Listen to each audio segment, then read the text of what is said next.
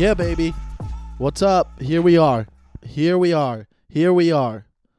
It's a little bit loud. It's a little bit loud. It's getting louder in here.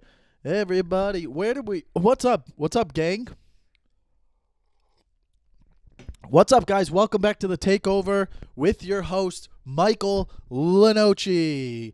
Couple new things going on here, huh? Did I make it a little bit more exciting? Of course I did. I want you to be excited. I want you guys to be excited because we're on part 2.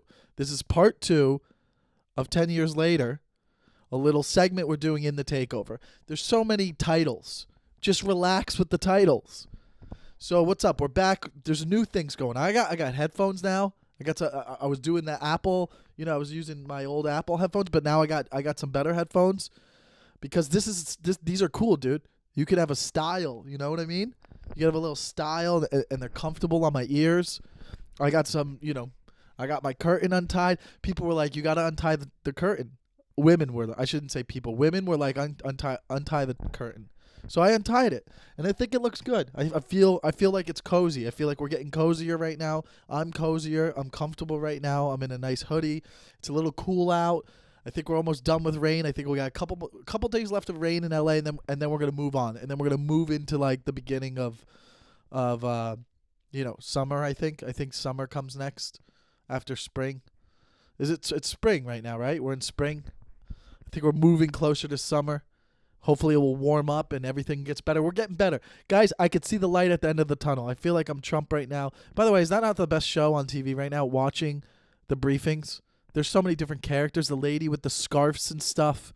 Then you got our old man. And then you got the reporters. That's all I really have on that. But it's exciting. It's exciting. I watch it every day. It's kind of entertaining.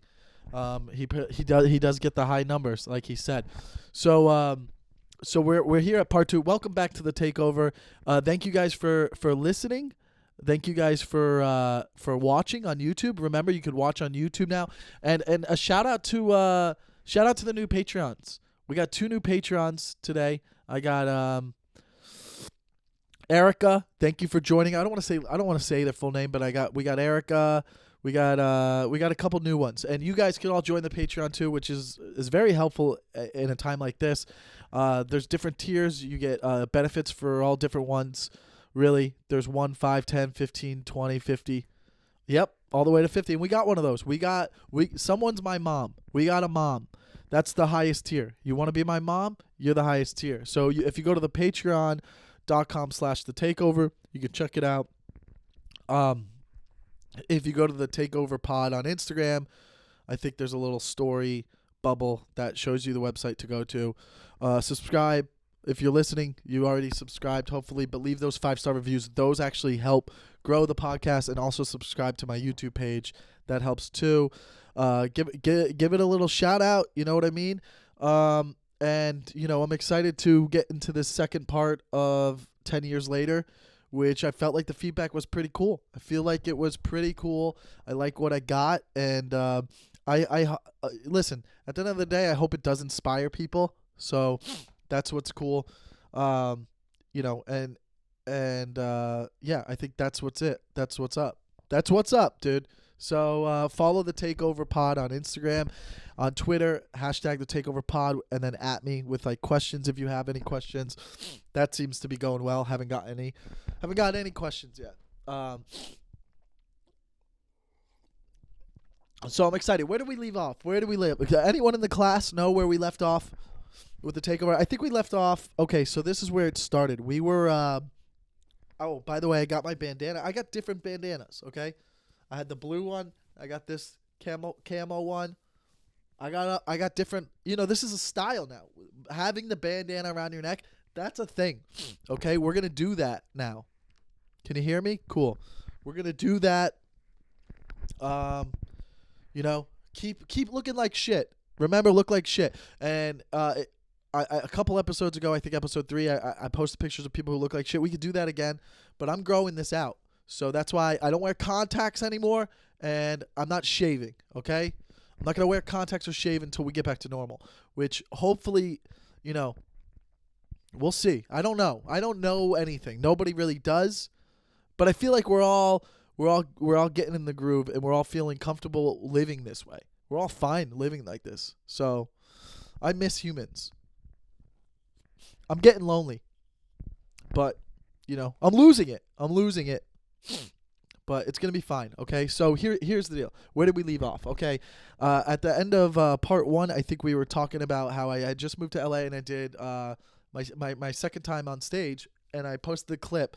So, we're caught up to that point, and I think now it begins, like, the journey in LA, which is great because if you've been listening to this podcast the whole time, then you're actually way ahead of everyone else because going back to the first episode with, like, Fahim Anwar, John Campanelli, and then Craig Conant, Joe Marisi, that's kind of very informative.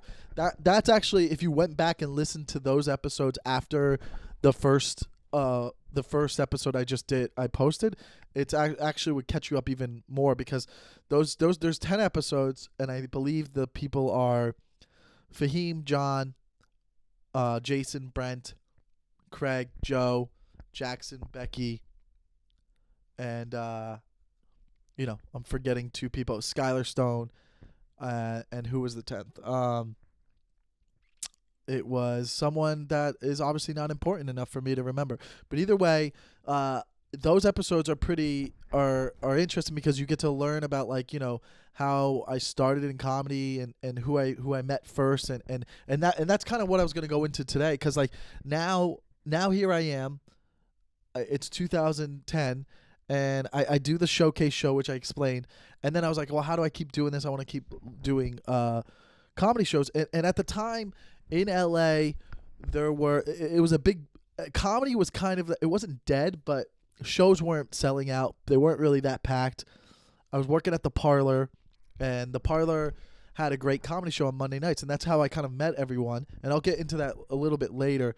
But my first shows, you would do bringer shows. And I don't think these are around anymore as much, but bringer shows were like these people would produce these shows and they would get a hold of young comics that just started out like myself, and there's a ton of them. People are just like kind of trying it out, and they're like, yeah, come do the show, but you're required to bring 10 people. So you'd bring 10 people. So these people would produce these shows with like 10 bringer comics bringing 10 people. That's 100 people, and you have a full show. So you would do that, and those are the first shows you would do. So you kind of you had your friends there supporting you, kind of giving you the confidence that made you think like, I'm good enough to do this. Because after the shows, it doesn't matter how bad you were. Like, you have your friends being like, oh wow, I'm so proud of you. You did this. Like, they feed into like your ego of thinking you're good enough. So that's what's funny about that. Maybe that's why there was probably way more people into comedy back then, as opposed now you're just doing open mics. Not getting on good shows, and then you're probably like, wow, this shit's hard, I should stop. I don't know, maybe it's like that. It would be hard to tell if more people are getting into comedy now or they were 10 years ago, but there was a lot of the open mic grind, and I didn't really know how to really keep going. Like, I would do these open mics, I would go check them out, and maybe I was like doing like 2 or 3 a week. Mike Lenoci, everybody, give it up! Yeah! So it's flirting in the workplace if you're good looking. It's sexual harassment if you're ugly. That's all right now. I would do like 2 or 3 open mics a week, but then like you start meeting other comedians you start meeting them like in the open mic scene, and you become friends with them, and then you learn like, oh, you got to do this every night. You got to get up to. There's a whole scene of open mics. You could do 1, 2, you could do 3 up to 4 a night. You could do 4 open mics a night. But my goal was always to be like, yo, I want to get up at least 10 to 15 times a week doing open mics, and that's all I cared about. I was like at numbers. I was like let me get up, and like I didn't know how to be funny, but you learn like the process of like, I had an idea, then I would go on stage and try it at an open mic. Here at Kibit's Room on Fairfax, it's an open mic. It's okay. Let's see how it goes. Here at this open mic, it's called Hollandex. It's in the Valley. It's one of my favorite open mics. Love to work out stuff here. We'll see how it goes. And then, I would maybe try it at a different way at a different open mic, but I would also get confidence going up. I wouldn't be nervous anymore. Like the whole open mic process is so important because it gives you the confidence, but it also teaches you how you're going to write, what your writing style is. I was like, how do you know your iguana loves you? And he goes, because every time I come home, he does this.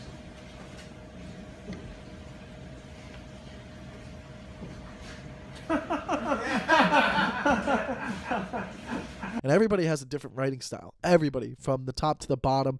You just like mine's no specific way. I kind of will just like take an idea. Like let's say I have an idea, and then I'll write it a note of that idea maybe in my phone.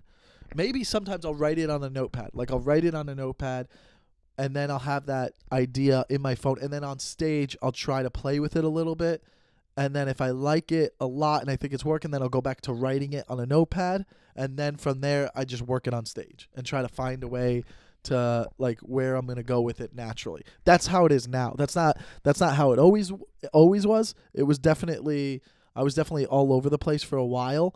Planet Earth of the Milky Way galaxy. You know what I mean? Yeah, I'm pretty sure I know what you mean. Pretty, you got it right to the point there.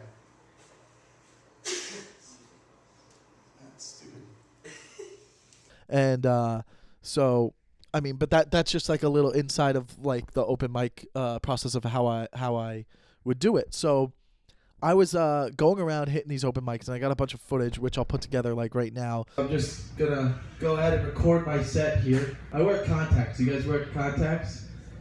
What am I doing here, huh? This is setting myself up for suicide. That's what this is. Of like showing all these different open mics I was doing, and during this process I was documenting it because I always had this idea of like I want to share the story of about how you kind of grow into this comedian, because like I said, like a lot of people think. That's why I'm going to introduce these stories, these interviews with Chris D'Elia and Ian Edwards. Yeah, what is this? This is a thing because you want to know, what you're trying to show what it's like to be an opener, or is this about you? This is about Mike? This is about Mike, or this is about an opener? Or is it about both? Do you even know? I guess I think it's about both. You think, okay, well, you think it's about both. You think it's about, so you're going to show what it's like to be an opener, to get to the next level? I think so.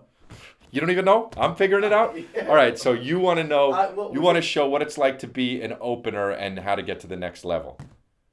And you're asking other fucking comedians, you're asking me, you're asking Ian, who else? That's a good idea. Yeah. We'll take your idea. Yeah. Did you want to be a producer? Yeah, no fucking way I don't want to be a producer on this. I don't even want to be fucking, I wish this was a hologram. Because they had some good insight in it, and I was explaining to them, like, why am I doing this? Why am I even doing this? So, is this on? So this is on. What we're doing is sort of not what's mega success and where did that come from, and I knew that it's about the middle, where Mike is now. Why? The middle. The middle. I'm a middle guy. Who says he's at the middle? I'm like a middle guy. You're not even at the bottom of the bottom yet. Dude, you're beneath the surface. Well, you have a way bigger scale than But I do. I have the scale. I know what the actual scale is. This is a scale based on your model, and your model is non-existent. It's not a realistic scale. And I think with part 1, I feel like the way I put that together, I like the way I put that together, but I'm not really sure how I'm going to put this one together, because I have all these interviews with Ian and Chris and then me talking about it. I want to kind of thread it together to where you guys understand what the process is. Is anyone going to give a fuck about that? Who's going to give a fuck? There's 2 things people aren't going to give a fuck about. Being an opener as a comedian and Michael Lenoci. Yeah, but it's still cool to know, like, oh wow, there's a grind. Yeah, there is a grind. Yeah. It's like a lot of people will like you'll turn on a special you'll see on Netflix and you'll be like, wow, this guy's brilliant. He's amazing, and you don't even know how hard it was for him to become amazing. I opened for the guy that I opened for that like kind of helped me the most. I was at the Ha Ha Cafe in North Hollywood, and I was performing for 4 people, and Joe Coy walked in, and he just started. I knew him through another comedian, Jason Collings, and he just sat and watched me do a show for 4 people, and he was loving it. And he was like, "Do you want to open for me?" And I was like, "Yeah." So I opened for Joe Coy for like a year or two. And that was how I started doing like all the different clubs, and and that was a great experience though, man. Joe would always like, a lot of guys would like want their openers to not kill, just to set the room up. But Joe was always cool with, he was like, "Dude, I want you to make it hard for me, and do as best as you can." And he would let me do a bunch of time, and I would always come off stage and I'd be like, "Dude, there's no way you can follow that." And he would always, it would be like everyone forgot about me, and he would murder way harder for 2 hours. Like comedians do, but I feel like the general public has no idea. They're just like, "Man, this guy's always been funny, and now we're hearing about him. He got his chance or something." But it's really like the work ethic of a comedian. Like all of these comedians who are great have great work ethic, and I think that's one of the more important things to being a great comedian. Yeah. As long as you've known Mike, has he always been a hard worker? I guess in a weird way, yes. Like I would like to say, Mike ain't shit, but he's a hard worker. He's a hustler. Michael Lenoci is a comedian that opens for me a lot of the time, and he's a hard worker, and he's a funny guy. I go, "Do you think anyone could be a comedian?" There's something that, no, I don't, and I think that there's something about like knowing you're funny when you're in a group of people. Like you're a silly guy. I know I'm a silly guy. You learn, you know you're funny, but you don't even know why you're funny, and then you learn what parts of you are funny, and then you can, even now I'm learning like how I'm so different from everyone else, and then you can hone why you're so different. I used to think all my exes were crazy, and then I turned 32. I was like, "Oh, I'm crazy." Like when you're single in your 30s, you realize that you were the problem in a relationship. I had these side jobs. Everybody has side jobs. Like in LA, it's like, well, what's my main purpose? Like some people have real jobs, and then they would dabble in stand-up, and I always thought, like, how the hell are they doing that? My whole thing was, let me have these side jobs. So when I'm not doing comedy, I'm fucking bussing cups at a nightclub and cleaning toilets. And whatever I have to do to pay rent so I can do open mics. So one of my first jobs out here, I was working at the Parlor. And the Parlor in Hollywood had an amazing comedy show on Monday nights. And this show was probably the best show in town at around this time, 2010, 11, 12, because the clubs aren't really popping right now. What helped the clubs pop actually was Netflix putting out these specials, and then people were like, "I want to go see this person live." It really kind of helped. At the time, there was only like a special maybe once or twice a year on HBO and then on Comedy Central, but like Comedy Central didn't get like a lot of views. So the Parlor is like the biggest show in Hollywood at the time. A lot of big comics are going there. I work there. So I meet Jay, and Jay Davis was the guy who ran it, and he was nice to me. For the most part, he helped me get up on that stage for the first time. Like my first time, this room's so hot. I mean, like literally all these big comics are there, and this is how I got to meet him, because like I knew I worked there, so I give them free drinks. I would use what I had to help me get to know people in a way of like I wanted to be friends with all of them. I wanted to be friends with all the good guys, because I remember always learning, like it's a simple thing that everybody knows, but like, if you want to be the best, hang around the best, or learn from the best, and that goes with anything. Like if you're in your real job, like if you're working, you know what I mean? You want to be around the best guys in your business, because you want to learn from them. You want to learn how they do it.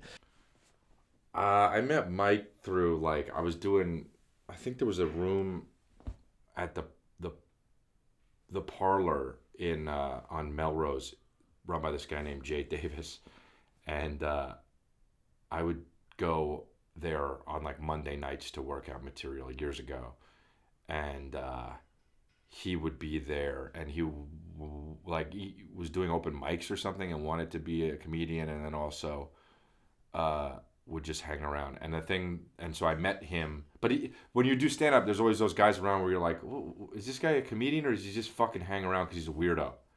So I wasn't sure if he was like that.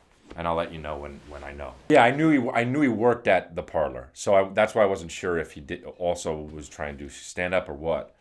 But I got the sense that he was probably a stand-up comedian, and he would do like open mics and shit. And then he kind of like was around enough that I just kind of like took a liking to him just because of how fucking silly he is. How did you meet Mike? Who knows? Like, I don't even remember the first day meeting my mom. So how am I gonna like remember and meet Mike? He just showed up and just kept on showing up. And that was always my mentality in stand-up. Like, I mean, I was friends with open mic guys, but I wanted to, like, I just would walk up to any comic. I was so delusional. I'm like, what's up? And I would, like, talk to them and try to become friends with them and befriend them. And so I would do that at the Parlor. And at the Parlor, they had the show, and Jay would let comedians cold open the show. He would that's what he would do. Like, new guys who were really green, he'd let them cold open. And cold open is the show's about to start, everybody's seated, and you just walk on stage, grab the mic, and do 5 minutes. Try to make them laugh. Then Jay goes on and hosts the show and then brings up the normal comedians. So he would let me cold open, and this is my first time cold opening. And he took a liking to me in the beginning because, one, I worked there, and I was always hanging out, and I supported the room, but I was also a Miami Dolphins fan, and so was he.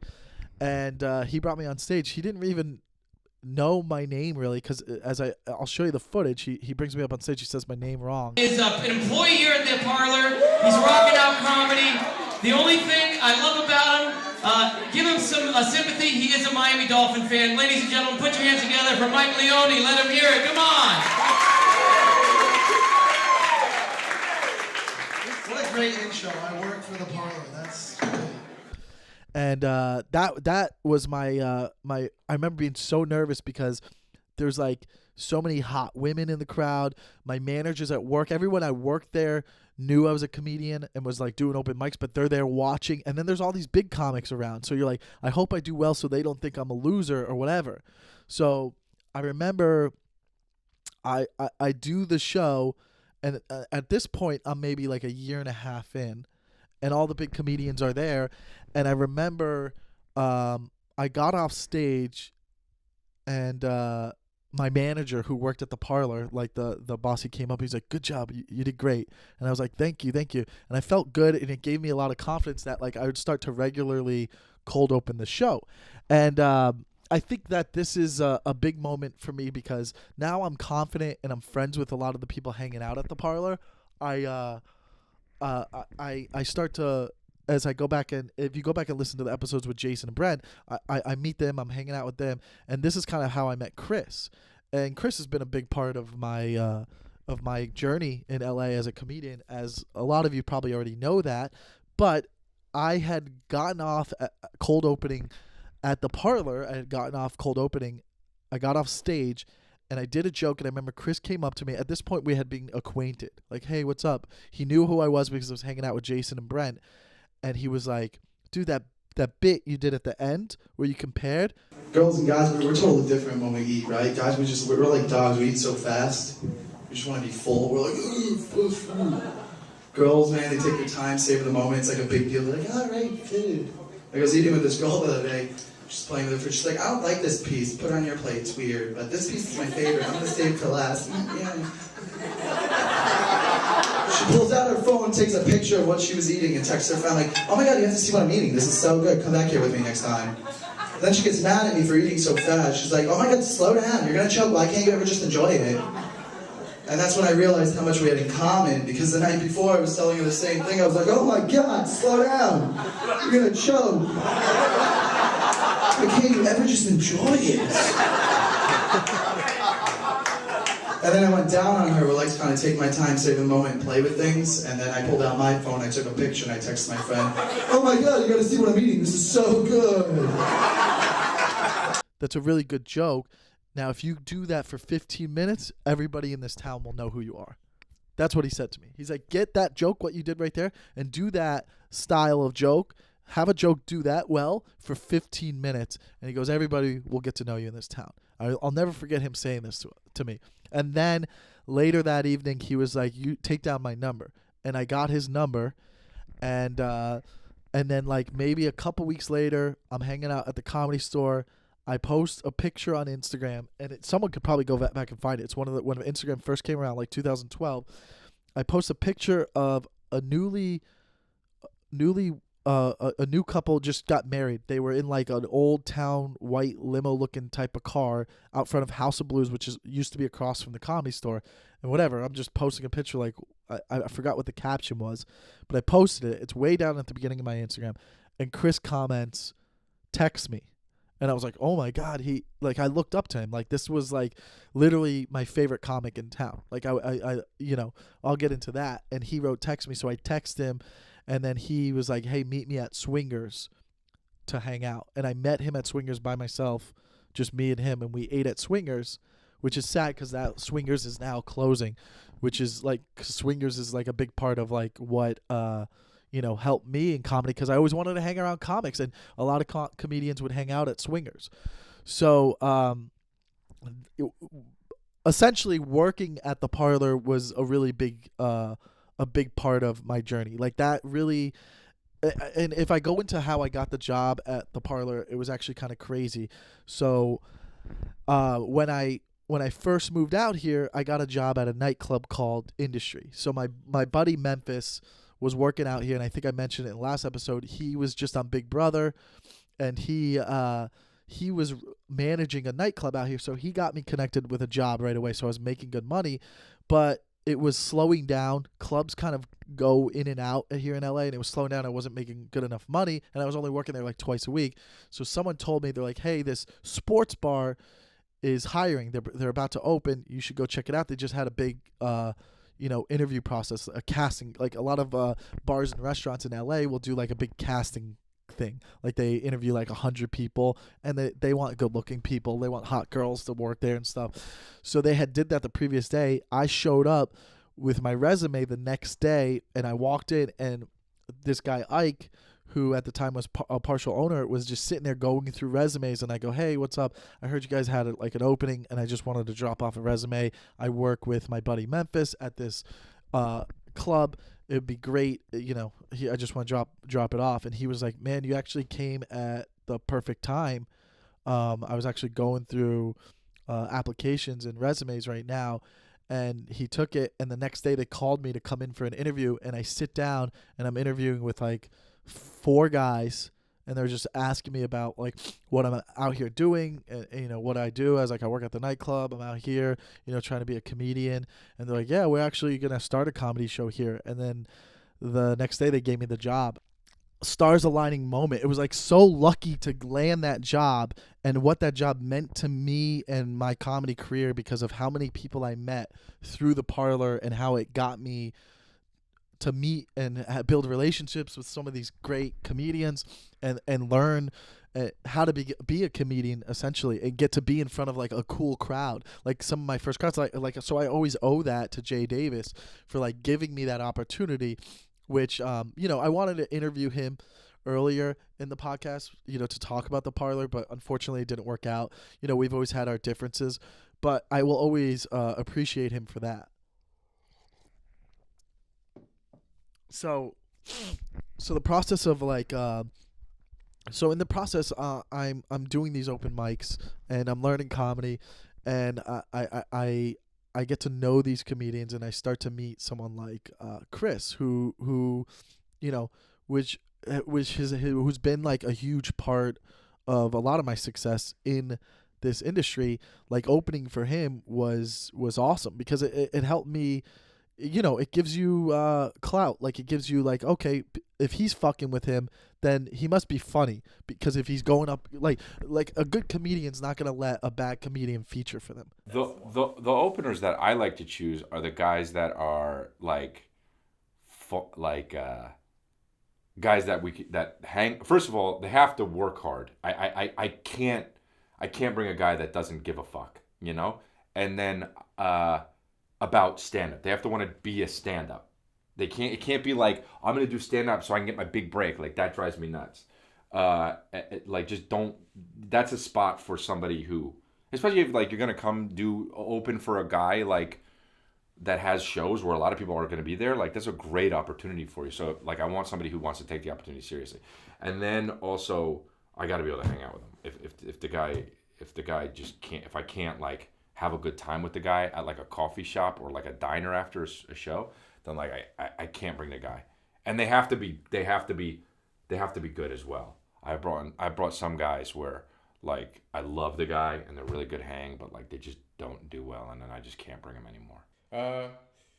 They'd have to be a friend, somebody I can hang out with, and we have like similar sense of humors, and they're in a position to need to open, right? So do that. Also, what else?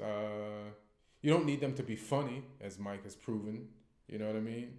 Like somebody to sell some T-shirts, or their own dick towels, or just somebody you can get along with. Who can take a joke and who's wants to take some chances and learn, and you don't mind if they're gonna bomb or do bad because they're there to learn. And something you'll be happy when they do good and push them to do better. That's all. Like at the end of the day, you got to bring it. So, I'm doing a lot of these open mics. I'm getting better, and the first time, I meet Chris, we're hanging out, and the first time, we, he took a liking to me. I guess, he mentions like why I don't know why he took a liking to me, but I think like part of it was he knew I looked up to him. But we'd hang out at coffee shops like Brent, Jason, and me and Chris, and he was like, one weekend he was like doing San Diego. He was doing America Comedy Club in San Diego. Maybe this is like 2013. And he's like, you should come to San Diego and hang out. And I was like, oh, yeah, that would be fun. He's like, yeah, come kick it. We'll have a good time. He didn't say I could open for him. He was just like, come hang out. And I was like, okay. And then I remember asking Brent, I was like, should I? Like, what is he? Should I go down there? Like, I have to work. Like, I don't know. And Brent's like, he might let you go up. You should just do it. And I remember, he was doing shows Thursday, Friday, Saturday, 2 Saturday, 2 Friday, 1 Thursday. And I was like, okay, I have to work Saturday morning. I have to work at the Parlor, and I had to work. Work early on Friday or something at the Parlor. I remember that. So I remember Friday I drive down to San Diego. I go down to San Diego, and I get to American Comedy Club like right around 6:35. You know what I mean? Because I didn't know how long it would take to get to. I drive down there. I walk in the club, and the club knew me because I had opened for Bobby Lee that New Year's Eve. So right now it's like March 2013. New Year's Eve I opened for Bobby Lee. And so this part, I go there, I show up, and the owner, he's like, oh, what's up? How are you? And he's like, what are you doing here? I was like, oh, I just came to hang with Chris. He's like, do you want to host? And I was like, yeah, I'd love to host, because whoever was hosting for Chris that weekend didn't show up for some reason. I don't even know why. And to this day, that fucking blows my mind. You're opening for one of the like bigger up and coming comedians that at the time is starting to blow up. You opened for him Thursday because there was one show Thursday. Friday, 15 minutes before, he's nowhere to be found. I walk in, another stars align moment. I walk in, the owner's like, "What's up? You want to host?" I go, "Yeah, okay, but is it as long as it's okay with Chris?" And then all of a sudden, Chris walks in with Dean Del Rey. He was featuring at the time. And I was like, hey, the owner just said he wants me to host. He's like, oh, yeah, that's great. I wanted him to do that anyways. And I got to host the rest of the weekend, 2 shows Friday, 2 shows Saturday. And that was my first time, like, opening for him in 2013. And I remember after the show Fridays, the 2 shows Friday, we were hanging out. We're eating at the kitchen, I think it was called, like, 24 or something, right near the American Comedy Club in San Diego. We're hanging out eating, and I was like, yo, I gotta drive back. He's like, what do you mean? I was like, I gotta go back to LA because I gotta work tomorrow morning. So I drove at like 3 a.m. I left San Diego, got back to LA, went to bed, woke up at like 9 a.m., went to work at the Parlor, and was like telling them, hey, I gotta get off before like 3 or 4 so I can go back to San Diego to do these shows. And luckily, I got off in time, and I drove all the way to San Diego and got there in time to open the shows on Saturday. And then after the show Saturday, I had to drive back to L.A. because I had to work Sunday. And that's one of the stories that where Chris is like, oh, my God, that like the fact that I was doing that just to do the shows, he thought that he admired that, and that made him want to keep helping me. Because then like a month later, he was like, come to Arizona. Like Brent Morin was featuring for him in Phoenix at Tempe Improv, and Chris paid for my flight, and I stayed in a room with Brent, and I got to do some shows in Phoenix with him. And then the next month, he let me host for him at Irvine Improv. And then that's the beginning of like me starting to work with Chris. But the first couple of years, he only has me as a host. And I remember we were driving one day, and he was just like, man, you know, if you keep working, I'll bring you everywhere. You just gotta like you just gotta work your way to become a feature act. I go, right now, you know, I think it's gonna take you some time, but like I think you'll get there. Just keep working hard. So I knew that I had his confidence. That made me just work my ass off. I would go out and get up anywhere. It didn't matter. I just wanted to do whatever shows I could because I just wanted to get better to feature, because I was just like, wow, like I have this golden opportunity. So I would do all these fucking open mics. I didn't care if nobody liked me. Like I was just going to I was like, I know I'm funny, and figure it out. And I was just like, let me get the confidence. Let me figure out how to get jokes. And there was a time when at one point Brent had booked Undateable with Chris, so he was starting a headline. So Chris needed a feature, but was bringing me on the road to host, and then we'd use a local feature. That's what we were doing that for one point for a while. So that's pretty fucking cool. Chris is like using he's basically flying out a host, which I don't think any comic has ever really done. Most comics are flying out a feature, but like he just wanted someone that he like was good friends with. I mean, he talks about it in the interview. I'll post it, of why, you know, that was. I don't know if anyone's ever really done it. I mean, there's comics now that will bring a host and a feature. Like Chris has done that with us sometimes. He can do that now when they get successful enough they can afford to. But like at this time, you know, we're just going around, and we would meet some of the same features. Like Orlando Leba was featuring for us in a lot of Florida gigs and stuff, and he was always like, yeah, man, just keep going, and he's going to use you, and it will be cool. And eventually, you know, I kept working at and doing these open mics and doing these shows as a host, that eventually Brent used me as a feature. So if you listen to that episode with Brent Moore and we talk about that, I featured for him in West Palm, and then he told Chris, he's like, he can feature, you should start letting him. And then Chris eventually let me start featuring. And over the process, it was pretty cool to watch Chris's growth, because from the San Diego shows when I first hosted in 2013, they were kind of selling out. And then by 2014, he was adding shows. Like he was adding a 6th show. And then by 2015, he's adding a 7th show to like weekend shows. And then 2016, he starts doing some theaters. Wow, Mike, first theater show. How'd it go, bro? It was a rush. It was electric. I felt like I was. I don't even have words right now. It was awesome. I went out there and did it, and then brought him up. So by 2016, by the end of 2016, he starts letting me feature, I believe. I think it's end of 2016, so I'm 6 years in. He starts letting me feature. And then 2017, he's starting to do theaters or like adding 7-8 shows we're doing at comedy clubs. But I don't want to get ahead of myself before we get into the Follow the Leader tour, which was the most amazing 2 years of my life. To this day, from 2018 to present day 2020, we went on the Follow the Leader tour, which is basically his special No Pain that comes out on Tuesday, April 14th, which led up to that hour special that he shot in Minnesota. So like, and I opened that. That was pretty incredible. So those 2 years, we'll get into that, but I think that will be for the third part of the Follow the Leader tour, because that was fucking amazing. But before I get to that for opening for Chris, but like the thing about when I started opening for Chris, you start to watch these comedians do like an hour, and then you learn about how they have a routine, and then you learn about how to do a routine yourself. So at this point, I'm learning a lot about comedy by watching him. I mean, I think a good opener is somebody who eventually wants to be a headliner and like wants to like make their way as either a touring comic or get a special on wherever, Comedy Central, Netflix. I think that makes a good opener. A good opener is just a good comedian. What makes a good opener? What makes a good opener? Are you laughing because that question is ridiculous?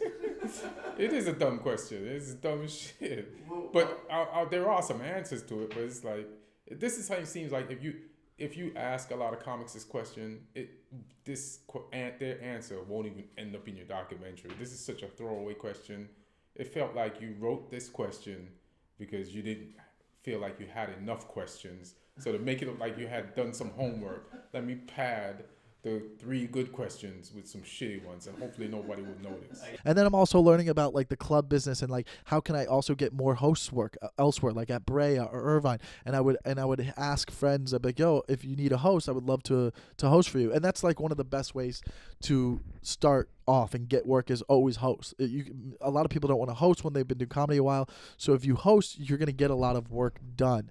And I think that's a pretty good idea, like if you're getting into comedy, of like how to like start getting to work. And then when you're hosting, you're watching these other comics who have a routine and you learn how to build a routine yourself. So another thing comics do when they first start out is they start their own shows, right? You want to start a bar show or something like that. This is a good way to meet comedians and you get good stage time yourself.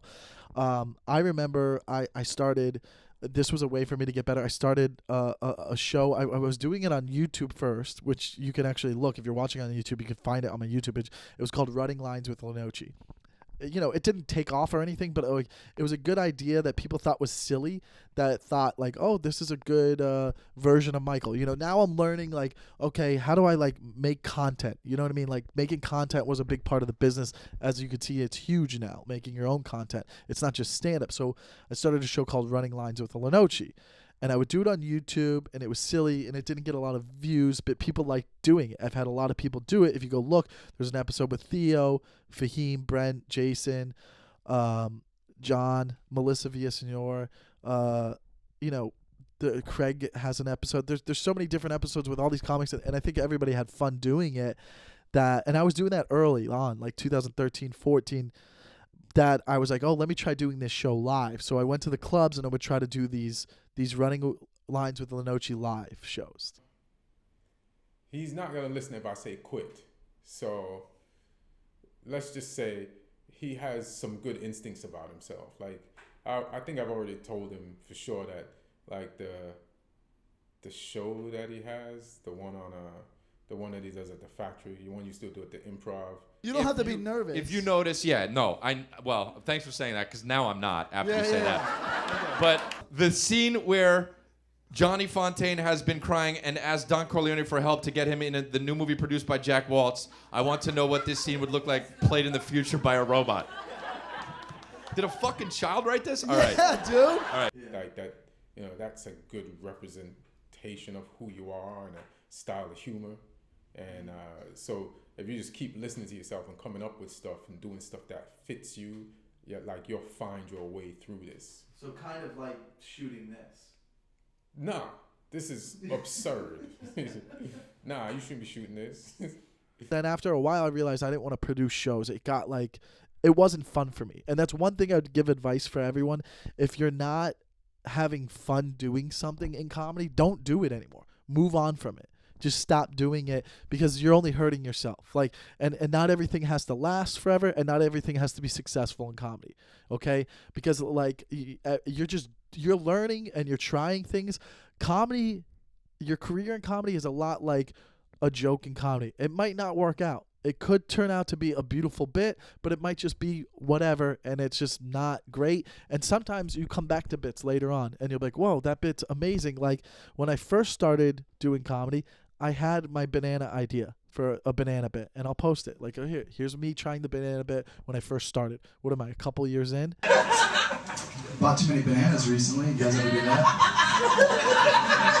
Bananas put a lot of pressure on you, right? I bought too many bananas the other day. I woke up the other morning, I went into my kitchen, and I felt like I had a bunch of bananas just staring down at me. Hey man, you only got a couple days left to eat us. Once we go black, we never go back. I must have bought too many bananas. I'm starting to stress out now because I got to plan my week around eating these bananas. Like, I can't do this by myself. I need help. My friends are calling me up to go out on the weekends. I'm like, nah, bro, why don't we do something different? Come over. Watch a movie, I'll make some banana bread. We'll have a banana split. I don't know, maybe we'll go to the zoo, feed some monkeys this weekend. I don't know, I just need to get rid of these bananas. Then I stopped doing it because I couldn't figure it out. And then years later, I came back to it, and I was like, oh, hey, wait, this is kind of fun. I'm having fun doing it again. I've changed the way of saying it. I have a different point of view on it. And then I, found the best version of it, and then that's where it is here. For instance, like, I obsess over the small amount of time you have to finish bananas. And I don't know. I mean, not everybody's going to relate to this, but it's a real problem I have. It's just ridiculous because it's like, why do I live like this? But, like, I don't know how many I'm supposed to buy, and I don't want to plan my week around eating bananas. You know what I mean? Like, it's so stupid. Like, nobody's ever gone through all of their bananas and went, yeah, that went perfect. Like, that's never happened in the history of life. Like, every time I wake up in the morning, I walk into the kitchen, I feel like I got bananas just staring at me like, hey, man, you only got a couple days left to eat us. It's like, relax, I don't need your warning call. Like, that's way too aggressive right now. I don't know how to bake. I'm not making banana bread. I'll throw you out. I don't give a shit. You know what I mean? Like, why are you stressing me out with your fucking skin disease, okay? Be more chill. Like, an apple doesn't give you that pressure. An apple's just like, whatever you want. Take your time. You know what I mean? You're not worried about an apple. Grapes are like, we'll turn into something else. Don't worry about it. You know what I mean? Like, grapes, you're like, there's not that stressful because you can still eat it later on in life. Bananas, though, man, it's like they're fucking running our lives. Even when you go shopping for a banana, that's ridiculous. Has anybody ever walked into a grocery store and just grabbed 7 without even thinking about it and walked away? You're lying if you have. You're lying. Nobody just grabs 7 bananas. You'd be like, that guy's a psychopath, really? He didn't even have his calendar on his phone out. Like, how does he know he's going to have time to eat all 7 bananas?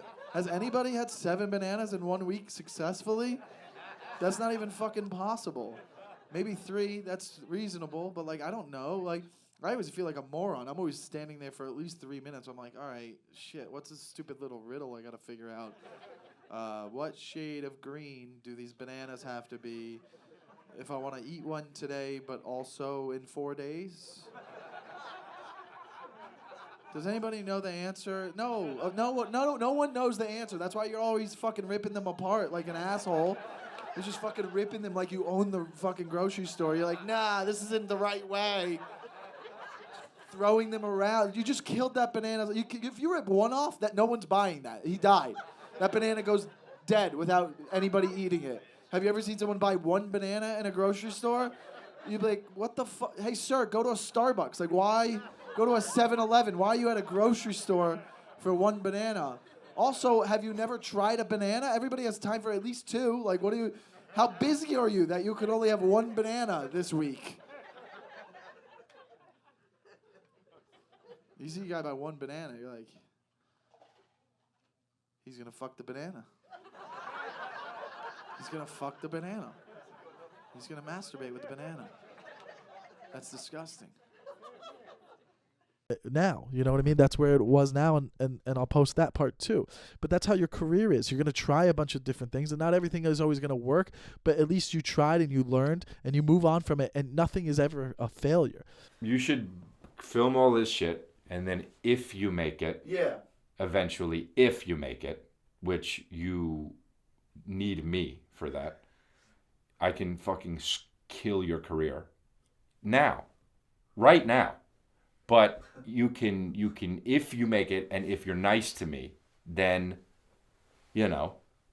get the footage later on when you make it. Yeah, well. And then it'll be like, wow, but this thing's not going to come out for another fucking 35 years. No, it's because you're not going to make it, dude. And then eventually, you start these things, and it's like, that's what I did with, my podcast before that, Guys Night Out. I started Guys Night Out because I wanted to start a podcast because I saw that everybody needed to start a podcast.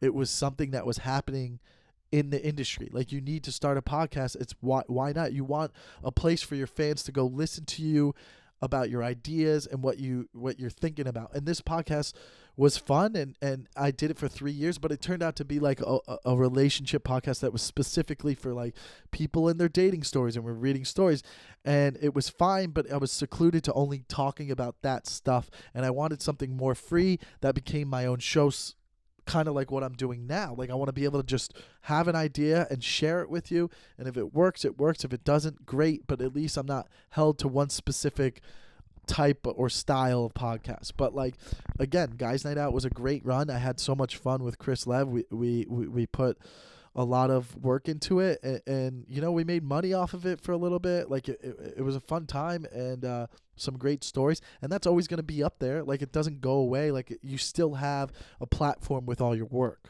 so that's still there. So Running Lines with Lenoci was kind of like that. I was like, okay, let me I took it as a YouTube show, and then I was like, let me try to make it a live show, and people enjoyed it live, but eventually I was like, this isn't fun for me. Like I don't like the pressure of producing a stand-up show and trying to get people in seats. Like I was like, I'm not having fun with it, so I stopped.